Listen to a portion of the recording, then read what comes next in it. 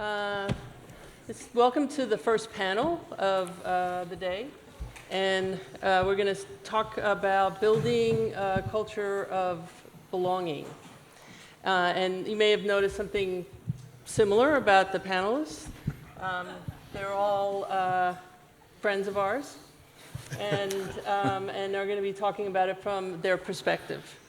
And now we're going to get into, like, we had a wonderful presentation and talking about numbers and statistics, and now we're going to talk more anecdotal and hear personal stories and perspectives on things. So I kind of want you to decompress from the intense numbers and get back into listening and thinking about people's stories. But I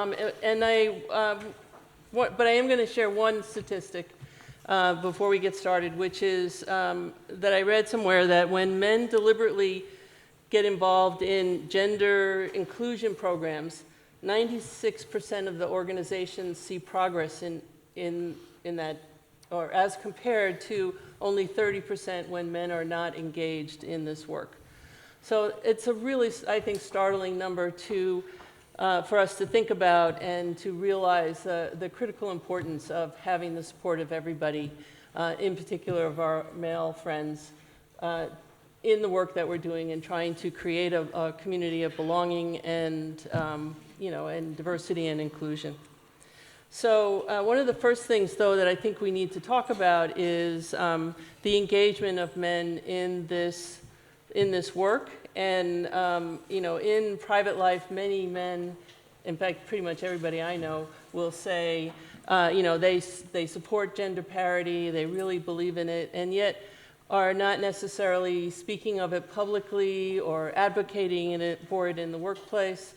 And I think it's an important question for us to explore and to think about. And it seems like that men are in some ways unsure of how they should be engaged in this work or can be engaged, and what would that look like, and a reluctance to ask about it. And so today what I'm hoping that we'll do is that we can we can help and show what some of those, what that might look like, what are some of the possibilities of how men can be engaged in this work as well. So let's introduce you guys. And we'll just start with you. Just tell folks who you are and where you work, what you do. Okay, I'm Peter Gall. I'm the Chief Creative Officer of Dreamworks Animation for television. And I am lucky enough to oversee an incredible creative team that produces about 23 shows now for a range of different networks and buyers and streamers. And we have about, I think, 850 people right now working out of our studio in Glendale. I'm Michael Fukushima. The short form is up on the screen there. I'm, in addition to studio head, I'm the executive producer of the English Animation Studio at the National Film Board of Canada. The NFB is a Canadian governmental agency, so I am in fact a Canadian federal civil servant. Yep. We primarily produce auteur short-form animation and long-form feature documentary at the National Film Board. My name is Ricardo Curtis. I'm the president and co-founder of Hassel Cool. We are an independent boutique animation studio that specializes in pre-production for feature film and television. I'm the kind of creative head, and we've been around 15 years. We mainly service larger studios like the Disneys and Sonys and Foxes of the world. Hi everybody, my name's Chuck Peil, and until I met Michael, I thought I had a good goatee. I've got something to work for. I head up strategic partnerships for a company called ReelFx Animation Studios. We're about 25 years old. We started in Dallas, Texas. Not really the hotbed of entertainment, but we decided we're going to make animated feature films one day. And 25 years later, we've got a studio up in Montreal, so we put that in about, say, just over a year ago. About 240 people in Montreal, about 150 people in Dallas, and then we have a studio also in Hollywood, which is smaller. We do some of the front end there. We also do all of our original development. So glad to be here and glad to be part of the conversation. Hi, I'm Eamonn Butler. I'm the Director of Animation at Cinesite. There's two sides to our business. We do visual effects for live-action films, and more recently we've gotten into the world of feature animation films. I'm also a partner in the company, which means I get to have a say in how we do things and how it's run. I'm also directing our first IP film, due out next year, so it's an unusual position. We have two feature animation facilities, one in Montreal and another one in Vancouver, where we're just finishing Adam's Family this year. Cool. Okay, if that's it, thanks. So I'm going to just, throw out questions and let you guys respond to them in no particular order if you feel inspired. And you don't have to answer every question, and so we'll just see how this goes. So going back to talking about engagement, I'd love to hear from you, why is it important to you personally? Is gender parity important to you personally? And I really want to sort of bystep the, women in your life who are important and you see that this is affecting them. I'd really like you to try to talk about how it impacts you personally and directly. So why is this an important issue? I can honestly say I think we've never seen a more competitive time in the animation business. There are so many places trying to produce so much, and I think it's a matter, one issue is just being as competitive as possible. We want the best people working in our studio, and if you're not looking at the entire workforce and if you're not trying to find the very best people regardless of gender, then I don't think we're doing a very good job. So just straight competitive purposes, I think it's really important. Yeah, from my perspective, given my face and given my name, accessibility into the industry has been crucial. It's been part of every day of my professional life and my academic life leading up to this. So I know firsthand how crucial access, inclusion, and a sense of belonging, creating a sense of belonging is to any individual's success. So for me, it's not about the women in my life, but it's entirely about me. And I have benefited from the results of that. So for me, it's crucially important that I do the same. I think for my studio, inclusion is important to us, just based on how we're built. The owners of the company, and me, I'm black, and my partner, he's Chinese. So that's just part of how we're built. But there is also, just like Peter's saying, a competitive advantage.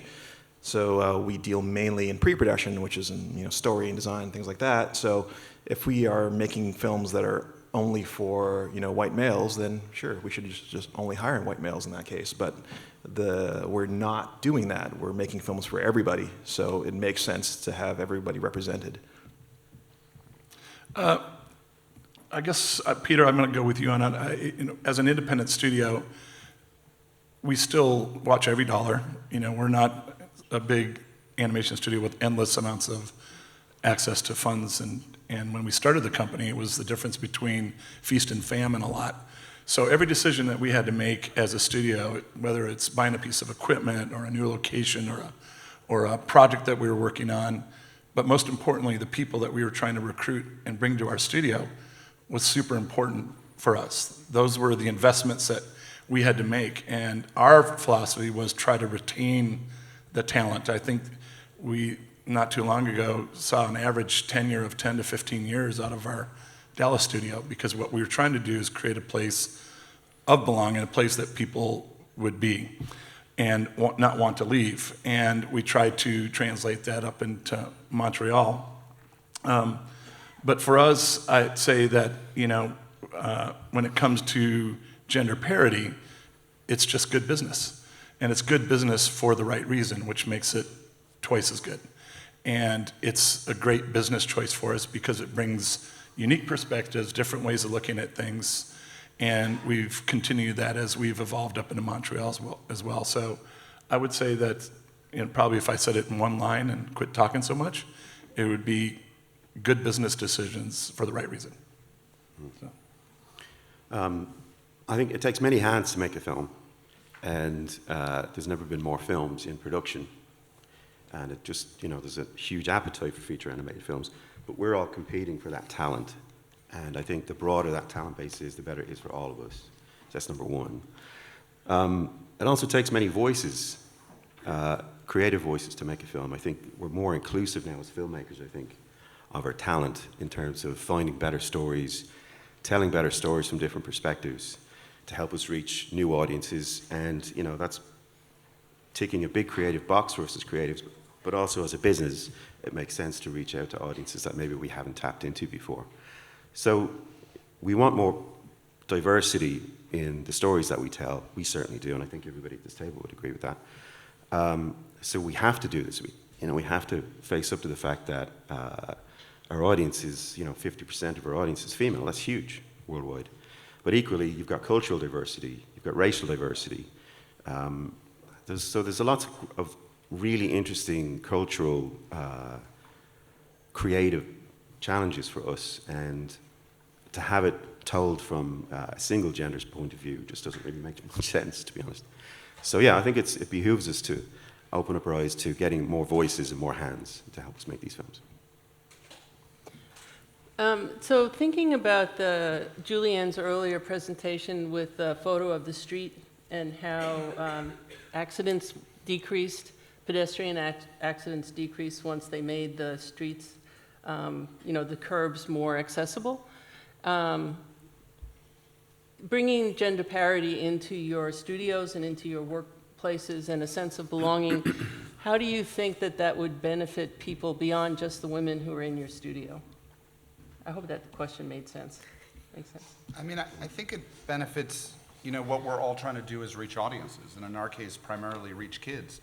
And it benefits every single kid out there when they see things that are made by diverse crews, when they see things that are made by more viewpoints, and the more different kinds of hands that touch it, the better. And I think women are essential to that process, and it has a huge impact on the audience, and it also has a huge impact on the culture. I think you want a workplace that reflects our society in the larger sense, and that's kind of, it should be the price of entry at this point. It shouldn't be an exceptional thing, it should be the norm. So that's what we're working towards. Well, I think at my studio, our motto is to work on the coolest project with the coolest people. So if all the coolest people just happen to be a bunch of dudes, then that's what we would work with. But it's not that way.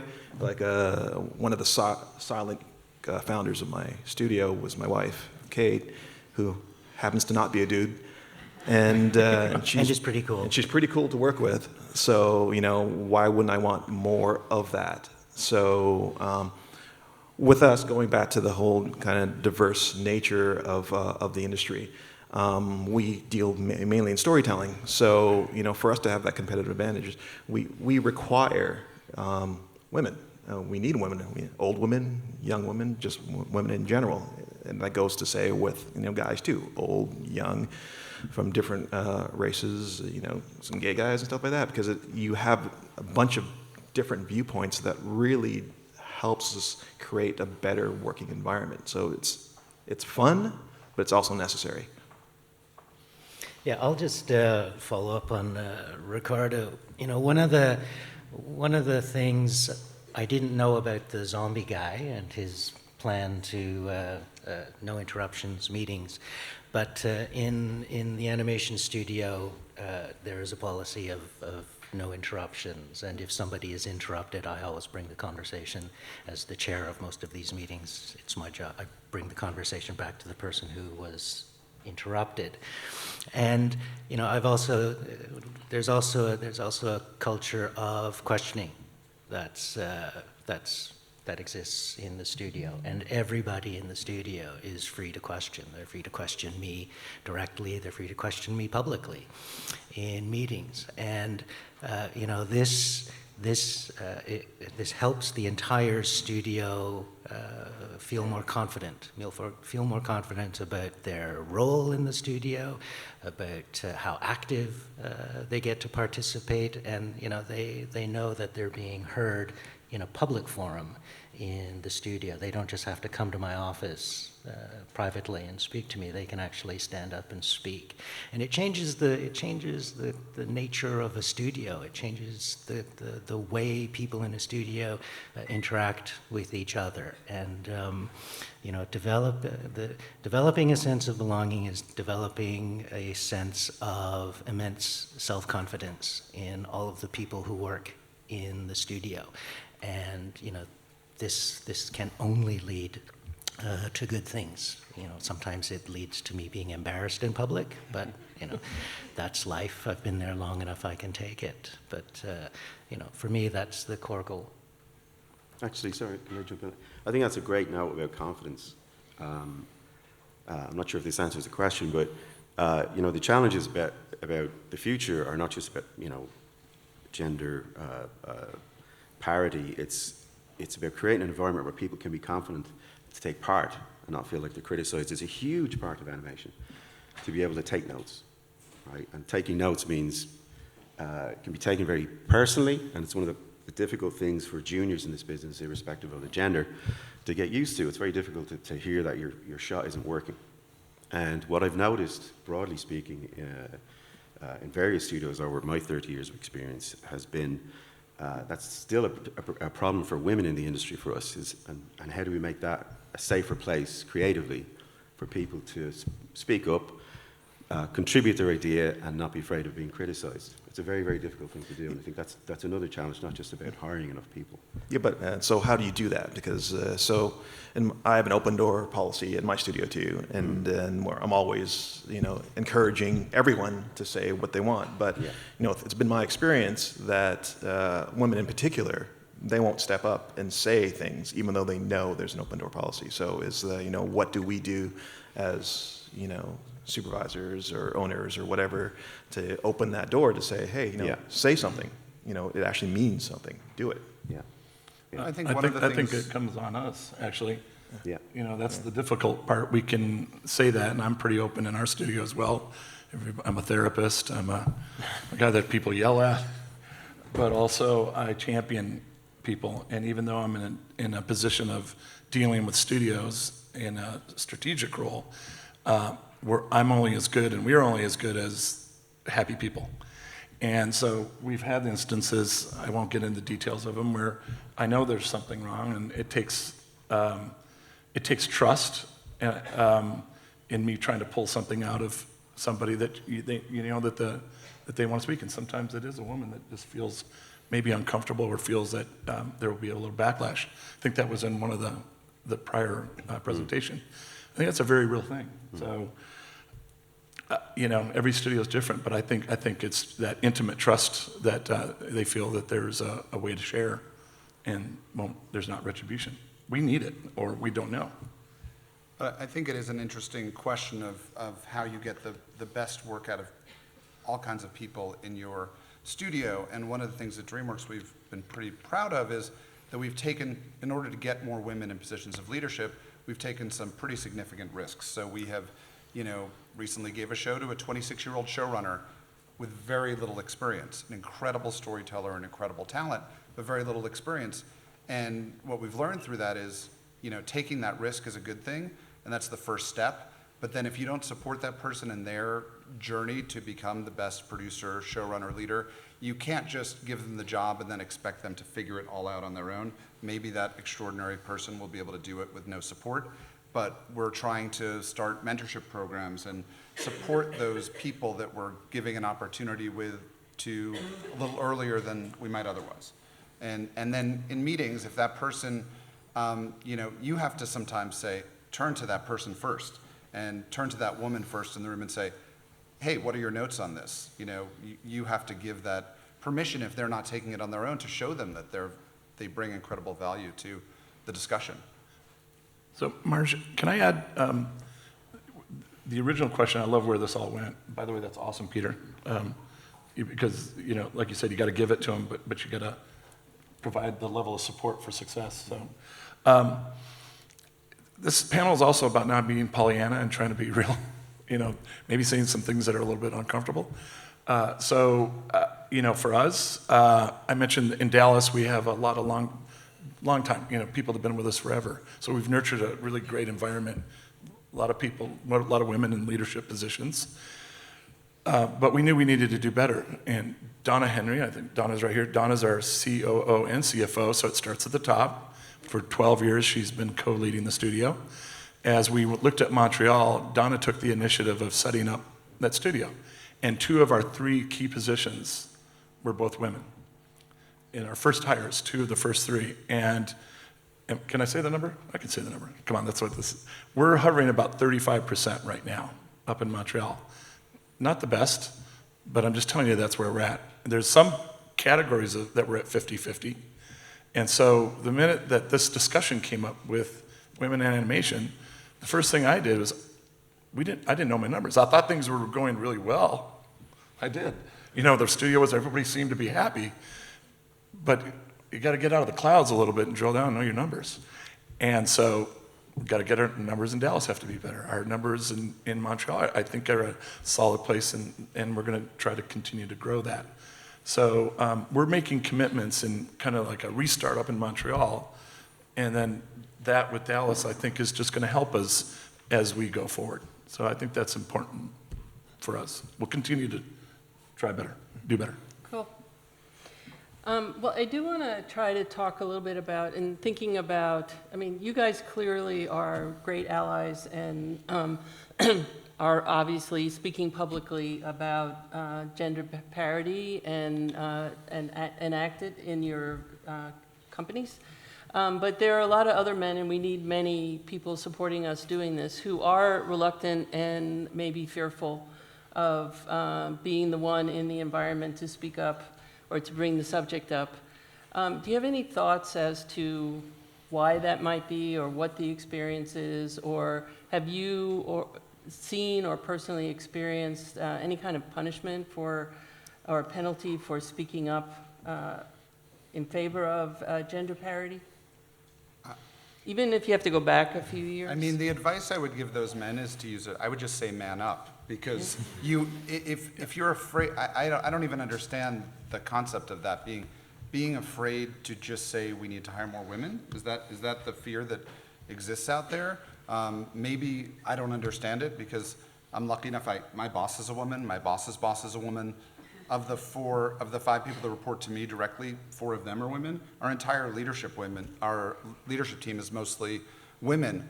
But I've never experienced or seen any negativity towards it. I think the problem is that people just aren't spending enough time and energy thinking about it.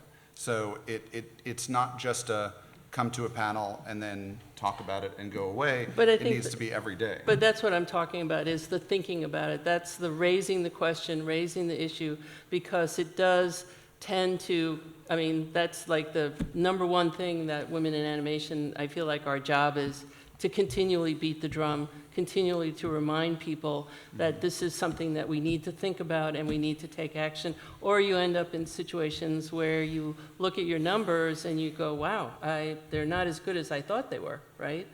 And it's because you have to have this, but we need, many people all across the board beating that drum. So I think that's what I'm talking about, not do you talk about we should hire more women or not, but it's more just talking about the issues, and we'll move into talking about, creating a different kind of work environment.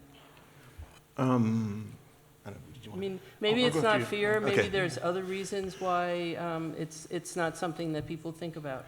I think that from a male's perspective is that males are just thinking about themselves most of the time.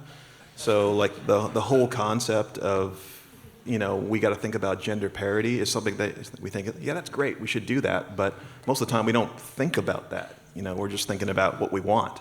And then someone comes along and says that, maybe we should get some girls in here because their point of view is different and it'll actually help. And then we think, oh, that's good for me too, let's do that.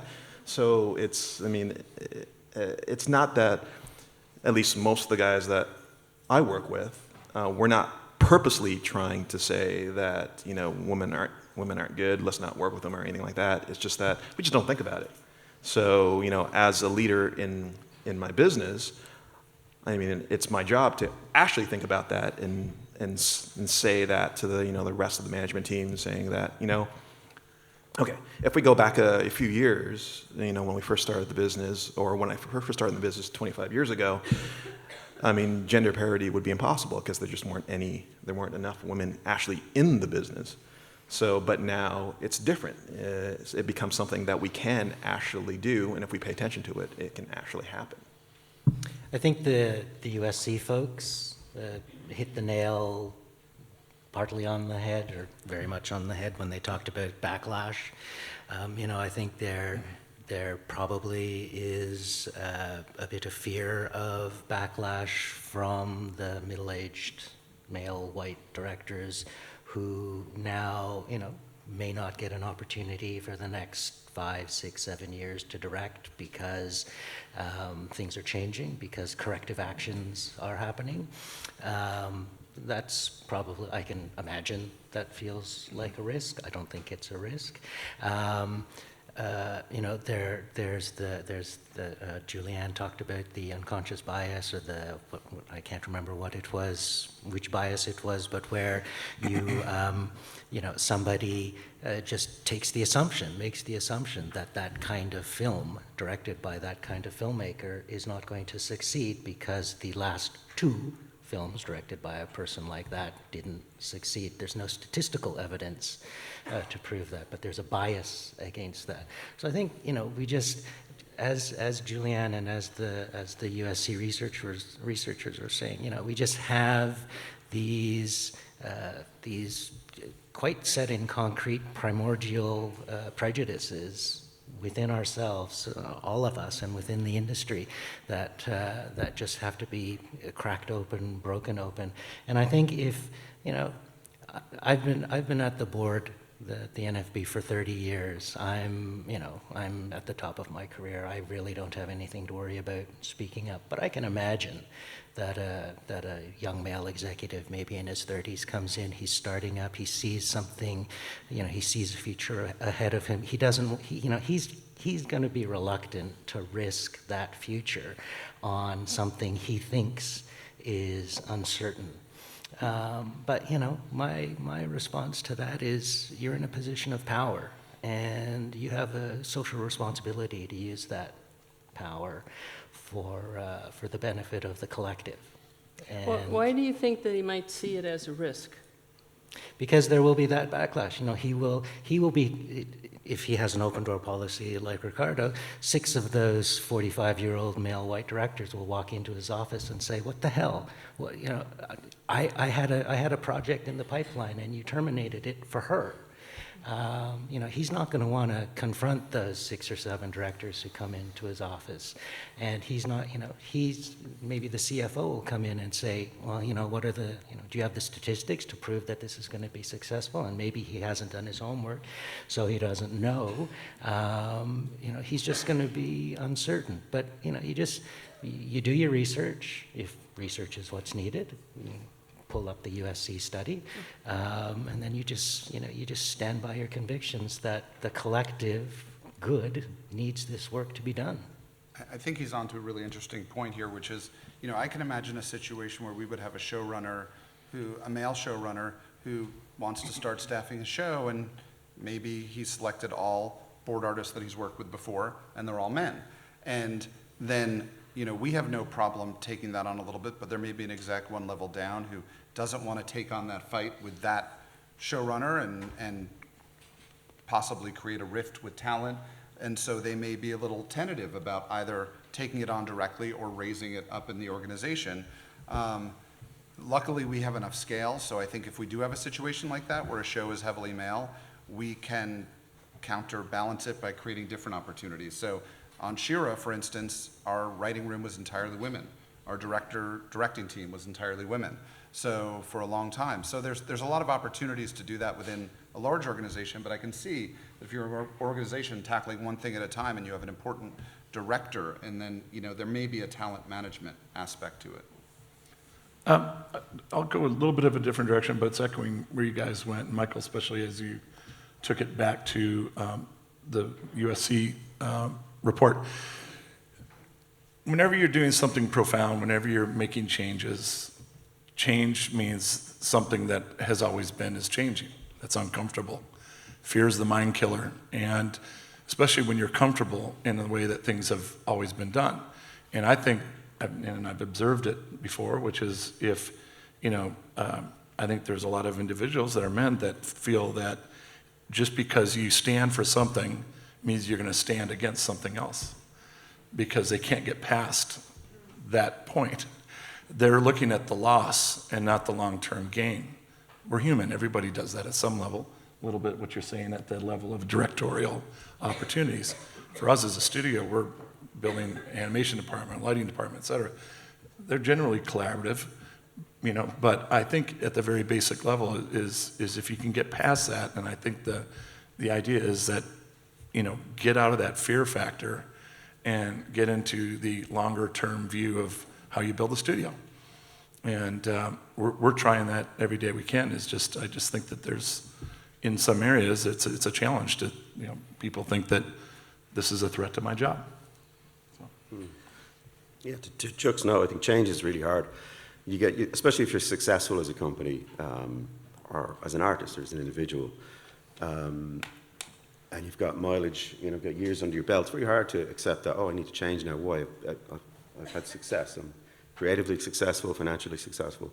So it's very difficult. So I think with all the corrective stuff that's been happening, with the Me Too movement and whatnot, particularly in our industry in animation, I think there's a lot of men feel shame about what's gone on, and irrespective of whether they feel particularly responsible for it or not, we do feel a bit of shame about it, and it's wrong. Stuff shouldn't have happened. It should have been caught a lot earlier. But what's not happening is this for men. Men don't have a voice in this, weirdly. For a male-dominated industry, we don't do this kind of thing. We don't talk about the male perspective. We just get on with it. So what you have is an industry full of individuals who aren't really trying to figure out their perspective and how we can work with women. So this kind of conversation, I think, is really helpful for that. But what it's highlighting is actually we're working apart. We're not working together as men and women. And it takes men to actually get together and talk about it, and talk about their fears, talk about what they're trying to protect for themselves, talk about, male qualities like ambition, working really, really hard, sacrificing. These are all things that we've all done to get where we are. But that's being threatened now for a lot of men. So I think we need to talk about that and be honest about it and see how we can work together better. How do we make that happen? Because I think that's really important. And actually, one of my questions was, how can women support men to, be engaged in this? And I would just change that to be, how can we support, or help facilitate those kind of conversations? Like, you know what I'm saying? How do we get men to start talking to each other about that stuff, or talking to us about it? I'd say it's as simple as finding your advocates and those that are authentic about it, hold us accountable, and partner with us on our conversations and our strategies internally as a studio. I mean, I got to tell you, we're coming in, Donna watches every dollar we spend. And when she said, hey, we want to sponsor women in animation. You're right, Jared had said this is important, and I felt it was important. Well, we thought we were going to come in and I'm not tooting our horn here, but I thought we were going to come in for like $1.50 or something. But we, trying, because we're watching every dollar, and we got 8 seats there. That was a big donation for us as a small studio. Now, that's not, again, saying anything about what we did right, but what that gave us is 50 passes, 50 women in animation, memberships. Access to our team here, which is mostly women that are doing the recruiting for us over at Me for our first time. And it's jump-starting the conversation with us as a studio in a super meaningful way. So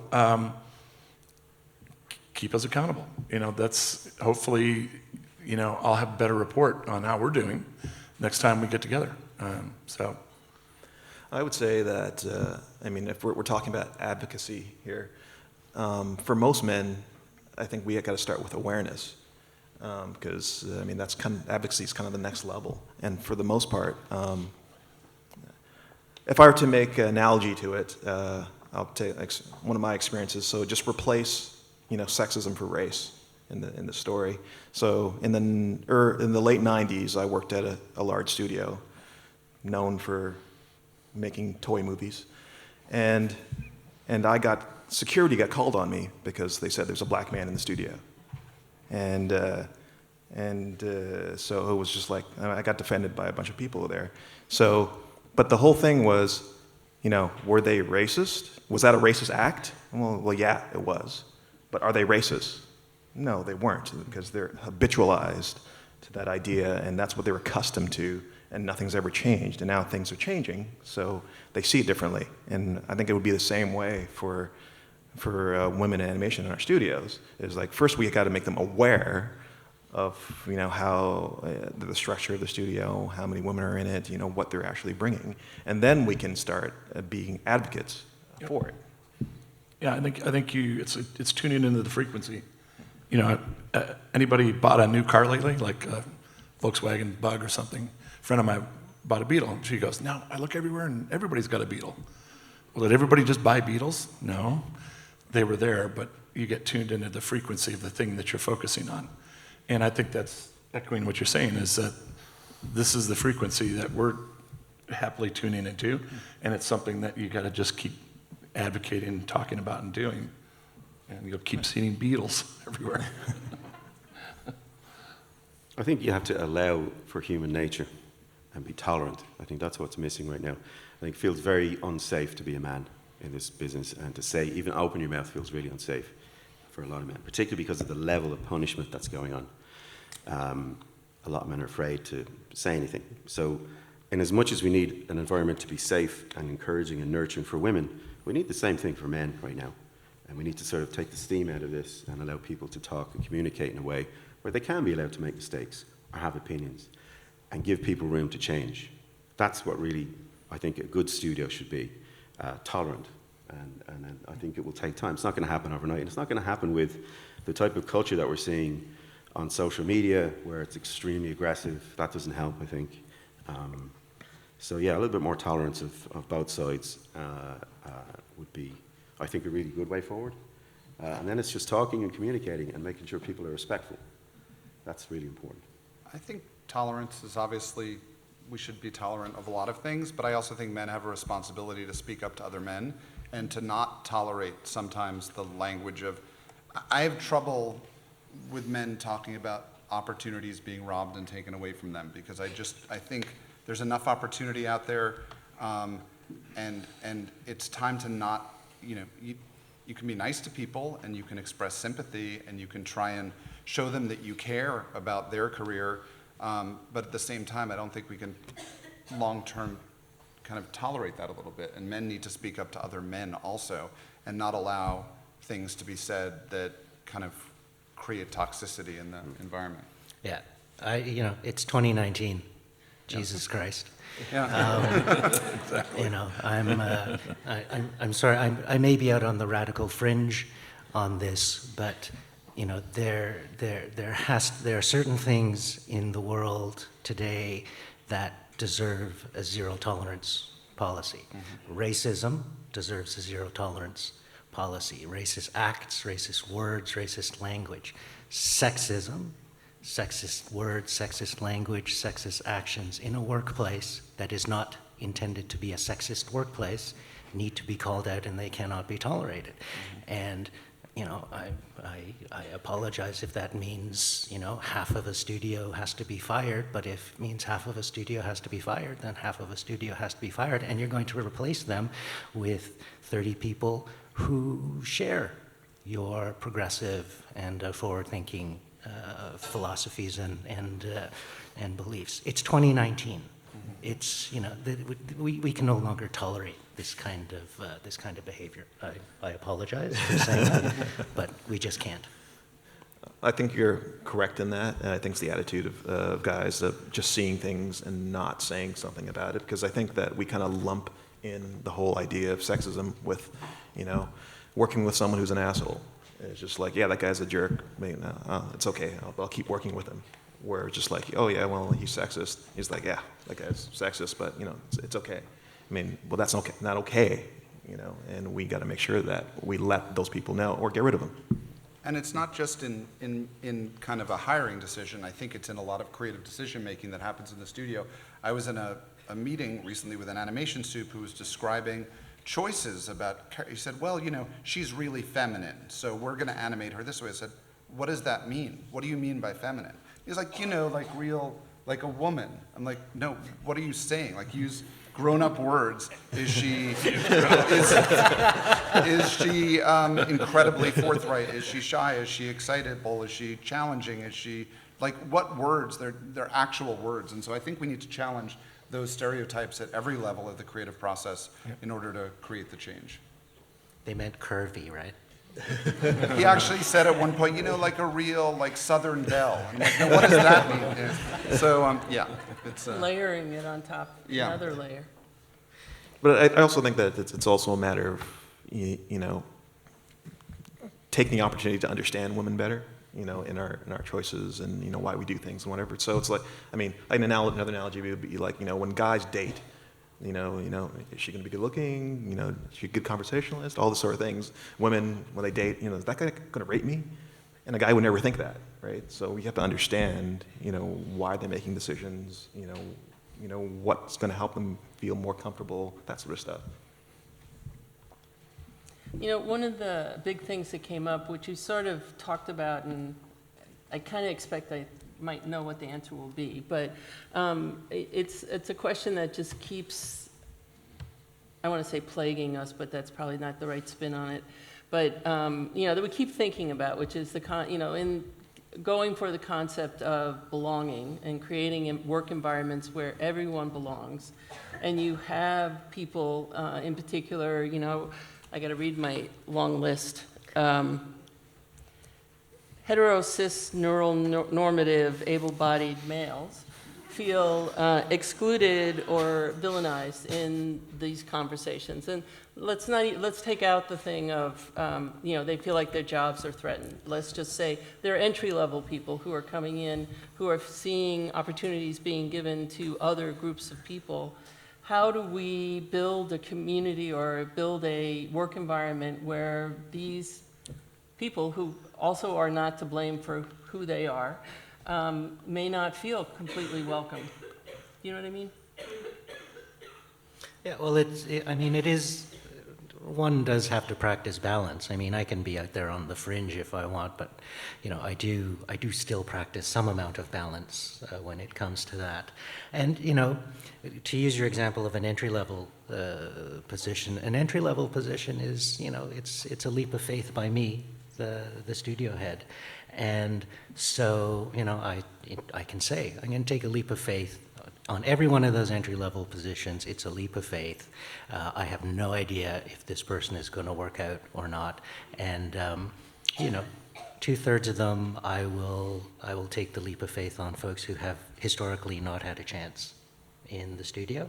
And 1/3 of them, I'll take a chance, you know, I'll take the leap of faith on folks, the hetero, white, cis, male, normative, whatever it was. Yeah, neuronormative. Neural normative. I mean, that's not 50-50 balance, but it is in my head, it's a balanced approach to correct a historical injustice. But how do you communicate that to those of the other group that, you know, they're in your studio and they know that this is a policy, or they know that this is an understanding of how the community works or how the studio works? What can we do for those folks to make them also feel like they're part of the team and they belong, and this is an environment that welcomes them? Well, you can give them success stories too. I mean, it's not a zero-sum game. It's not like we're only going to promote women or only promote people of color. You know, one of the things at Dreamworks that we're really proud of is we built a really robust group called Creative Talent Management. And you know, we have the scale where we can build a team that does this, but their job is to get to know every artist working in the studio, what they're passionate about, what their skill set is, what their dreams are, what they like working on, what they don't like working on. And we use that as a way to then pick key people, have them meet through the organization. And yes, at times we have prioritized saying, we really want to, you know, look at the bright, shining female talent in the studio. We want to give them greater exposure, but we don't do it exclusively. So I think Yeah, I mean, social progress is always painful, and if you did set up, a policy, we're really only looking to fill these jobs with women, I think that would create kind of a toxic. But if you have that as a priority, but you're creating opportunities across the board, then it should. I think everybody has to be, especially in a leadership position, we all have to be singing off the same song card. Is that how they said it? Whatever. We have to be reinforcing the same values when it comes to this topic at every corner. It doesn't just start with HR or recruiting, and this is, our line of, why it's good to work with our studio, but it needs to operate at every level with every person. So every touch point is reinforcing it. So I think the importance comes down to having a culture of a company that reinforces the idea of belonging. And that's an organic thing. That's a thing that just happens by itself. You don't whip it up and say, hey, we're going to have a great culture. A great culture comes out of being safe and feeling that you actually have a voice in something. And when you set that, I think those that maybe feel that they are on the fringe and are threatened, but they see that the culture of the company is this way, at some level, I love your last line, Jesus Christ, 2019. That's awesome. That says everything. At some level, if it's a culture you just can't fit in, then maybe it's not the place for you. But I think we afford them every opportunity to see that they can have success within that environment. So I think it kind of goes down to the core, that. Well, I was curious to did you want to say something? Yeah, I was just going to add to that. I think I totally agree with what Chuck is saying about creating a culture where people feel engaged. And animation's a great culture for that, where you can have a say, I think, in all the studios that are represented here today. And I think getting people to speak up and take part will invest them more and make them feel like they're part of the team. And that's something that I think would address that note. And I think also the great leveler is in championing quality, irrespective of who you are and where you're from. The quality of your work, your effort, your talent, if that's rewarded, that sort of very much evens the playing field, I think. Because it's difficult to reward people for anything other than that. I think that all reasonable people want to, correct this historical injustice, right? It's not going to happen overnight. But within the studio, if you have people who were, kind of at the top, and it was, I guess, maybe more advantaged for them, I think you just have to basically tell them, that this is not affirmative action here. You're here because you have the skills. I'm not going to hire someone just because she's a woman above you, even though she has lesser skills. But if there's a tie, I'm definitely going to hire the woman, right? Just to try to even that out a little bit. So, I mean, I think and in my studio at least, they'd be okay with it. I don't know if everywhere else.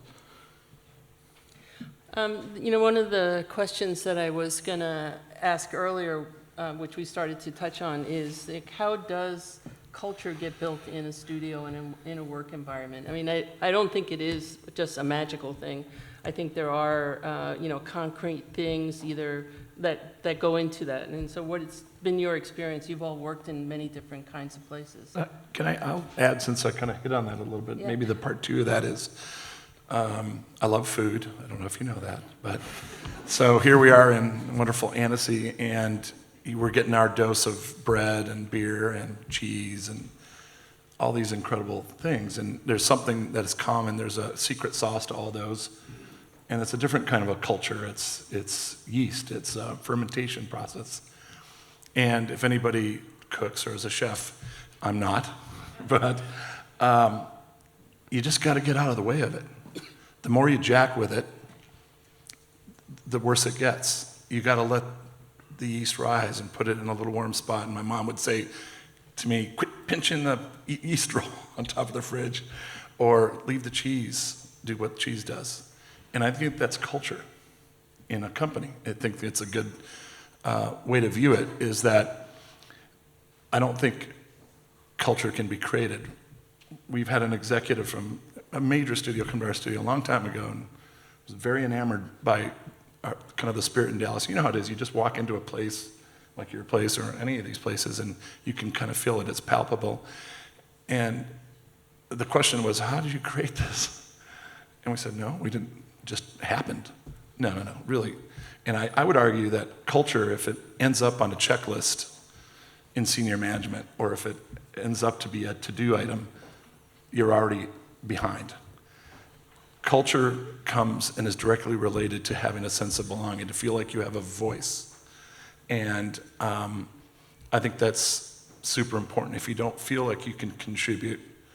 And that's where we, from a management perspective, just allow it, we just feel it. We try to allow it to be organic and live. And I think that whenever that's successful, I think that's really valuable. At the same time, I think you can, I think you can create culture with intent. And I think that intent, my boss, Marge, when we started up our studio, I don't know if this is the right word to use in public, we said there should be a no asshole policy. And that's something that we just decided from day one. We weren't going to tolerate people, who were antagonistic to a culture you want to build. So yes, there's all the traditional culture building things and all different kinds of events that bring people together. We try as much as possible to kind of create as many opportunities for people to educate themselves, to build their careers. We decided day one, we want to be a place where people can start super entry level and where they can quickly see people moving through the ranks. That was a cultural decision we made to say we want production assistants to become storyboard artists, to become directors, to become showrunners, and that's happened in 5 years. And I think you have to have that intent from the beginning to say we are deciding from day one to be a place that creates opportunities and doesn't tolerate assholes, and in the end, that kind of pays off. Yeah, I totally agree. I mean, to add to, you have to nurture it, you have to guide it, you have to support it, but I do think it's something that naturally takes on its own life, and a lot of the biggest surprises that we've ever had are things that didn't come, at an executive level. They came from the floor, or they came from the ground, and when they saw that we supported that, it became an element of who we are as a studio and the fabric that you just couldn't whip up in a petri dish. So I think you're right. I mean, you have to have both sides, but in our case, I think it's the organic. I think it also depends on the size and structure of the studio. So my studio is not 2,000 people like Dreamworks or something, and we're not even 400 like you. We're 40, 50. Yep. And so what the culture is built around the owners. And if we're sexist assholes, we're going to have a studio full of sexist assholes, right? So hopefully I'm not, and if I am, I've learned. This is actually an intervention. Sorry, Ricardo. So because of that, like I said, my wife was a kind of a co-creator of this sort of thing, so she wouldn't allow me to do that. And as we bring on more people, so now we have Rebecca, who's our VP of production. And hopefully, she doesn't think I'm a sexist asshole, and that leadership will trickle down throughout the entire studio. Because we don't have structures to do that, so we're just not big enough. To the asshole note from earlier on, it was whenever I talk to kids about coming into the business, and I do lectures and stuff, I always say if you get an interview, you're one step away from being hired. I already like your work. I already think you can do it. I'm just ruling out that you're an asshole. And really, that's to protect the people that I have already working for me. That's to protect their work experience, so it's good for them. And I think if everybody thinks like that and protects it, and only bring people in that wants to support it, then it becomes important from the bottom up. But it starts from the top down as well, and that's how you meet it in the middle, I think. Protect it and make a point of it on the way in, and then it comes from the top. So for me, there's two ways to kind of develop that culture. There's the internal looking out way, which is staffing and hiring, and that's difficult. It's difficult to staff a show very quickly and make it balanced 50-50 male-female if there's not enough female candidates. It's very hard to do that. But we try to do it, and we always have tried to do it. But it's easier if you're controlling how you develop your internal leadership then you can make a positive statement towards that, and that's something that we always do. So you can look at your ranks and say, there's not enough women in supervision roles here. So you can make that decision. Whether that you have enough candidates or not is a different thing, but you can make that decision. And then there's the broader outward looking in kind of thing, which I think we try to do because we're generating our own content now. And recently we've made a decision to make a film and try to have it 100% staffed with women. Whether that's possible or not, I don't know. We have a project that we're really excited about. We want a female director, we want a female producer, definitely all female leadership if we can. So we're taking a very big step to try to do it and force ourselves to look at it this way. Will it work out? We don't know. We'll see. But I think we're really excited about it. And it's a big challenge, and you kind of have to take big leaps of faith every now and again as a company. And this is one way we can do it from the outside and push that back towards ourselves as a challenge. Okay, you guys are so awesome.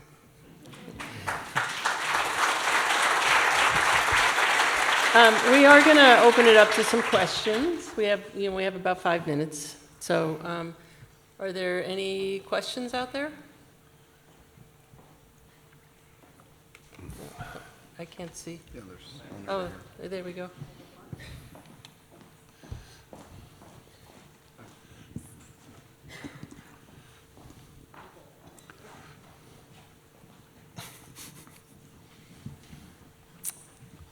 Hi.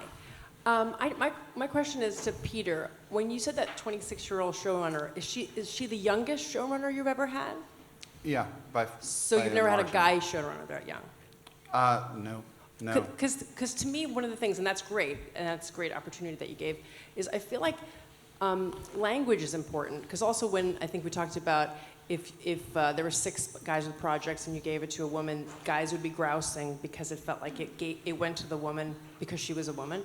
And I feel like just something to think about is just the language that we all use, especially in positions of leadership, because I'm glad that was the youngest, because I was going to ask, like, if we don't single out them as being the woman that we hire or trying to get the women in, and it's just humans that are talented and have a lot to offer, I think that is going to help the people not feel like they were robbed by a girl. They were just, like, somebody had to win that competition. And if it had been another guy, would they have not groused, or would it have been just the different language around grousing? So to me, it's something to kind of think about, I think, for all of us, is like the language that we use around the women that we choose, the candidates that we have, the skill sets that they have, the reasons that we think that they're talented enough to get the job, and sort of celebrating the stuff that they bring. It's an important point, because maybe by highlighting the fact that she was 26, the perception could be that she got the opportunity just because we wanted to create an opportunity for young women, which is actually not the case. Probably 15 different showrunner candidates pitched on that project. She was by far the strongest writer with the strongest point of view, and earned it regardless of age. Right. But it was risky only in the sense, it wasn't creatively risky, it was risky anytime you hand over production to somebody who hasn't done it.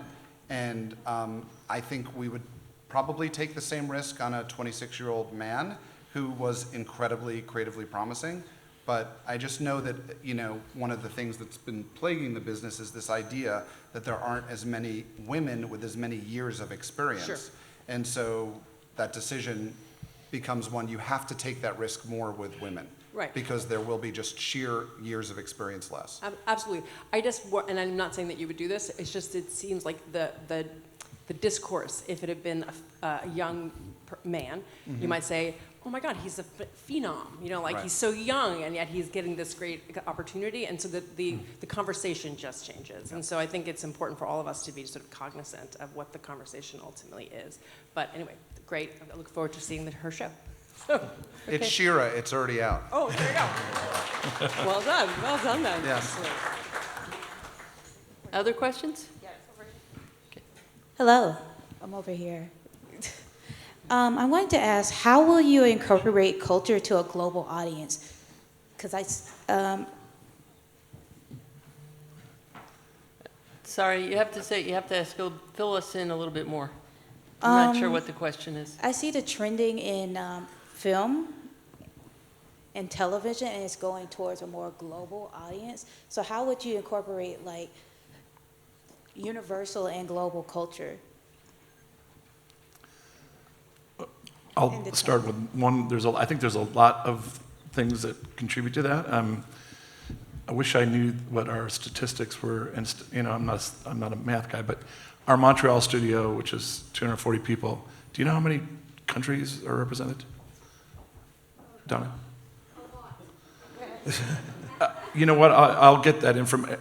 When we did while we were looking at our chemical makeup of the studio, and coming out of the clouds and taking some ownership on where we stood in women in our studio, taking a look at the number of countries that are represented all over the world in our Montreal studio. Montreal is very diverse as far as that goes, and it got us excited because if you sit around a lunchroom or looking in any of the meetings, there's women, there's men, you're black, you're white, all ethnicities are represented in this really incredible tapestry. We don't have that in Dallas as much. It's Texas. But, we still have it there, and it's very important. So I think, being purposeful in recruiting and trying to figure out ways to be diverse in a lot of ways is super important. So, I'm a Jamaican who grew up in Canada, so I don't really understand the question so much because does global mean not American or just everyone? But so if you're looking at my studio, Toronto's a very diverse place, so it's just full of diverse people. So I guess we're diverse. Do we work on diverse projects? Probably not, because most of those are coming out of LA. So I don't really totally understand the question. Okay, I'm sorry, I'm getting all the signals from all different directions.